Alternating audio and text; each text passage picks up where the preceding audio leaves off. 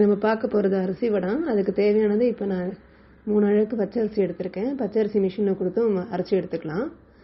3 அழகு அதுக்கு 3 அழகுக்கு 6 டம்ளர் தேர்த்தோம். 1 அழகுக்கு 2 டம்ளரு நல்லா நீருக்கு கரைச்சிடணும். அந்த மாதிரி கரைச்சி வானலில் விட்டு நம்ம கட்டி தட்டாமல் கலருண்டே இருக்கணும். இப்போ பார்த்தீங்கன்னா கொஞ்சம் லைட்டாக அந்த கட்டி தட்டுற மாதிரி இருக்கும். அது வராமல் ஃபுல்லாக கலண்டே இருக்கணும். இது வந்து வீக்கெண்டில் நீங்கள் ஒரு 10 to 15 மினிட்ஸில் வந்து பண்ணிடலாம். அதில் இதுக்கு அடுத்தது நமக்கு தேவையான மிளகா எடுத்துக்கலாம். இவ்வளோ காரமும் மிளகா எடுத்து வச்சுட்டுருக்கேன்.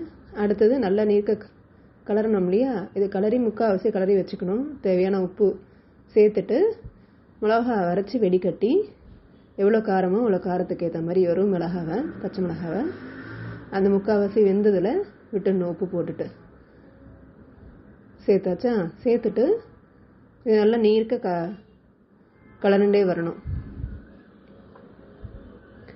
வந்தீங்கன்னா கையில் ஒட்டாமல் இந்த மாதிரி பானாலையும் ஒட்டாமல் உங்களுக்கு மாவாக வந்துடும். தேர்த்தம் தொட்டு கையில் எடுத்து பார்த்தீங்கன்னா கையில் ஒட்டாது. இதுக்கப்புறம் நீங்கள் அச்சில் எடுத்து அதை நல்லா பிழிஞ்சு வெயிலில் மாடியில் காய போடலாம். இந்த மாதிரி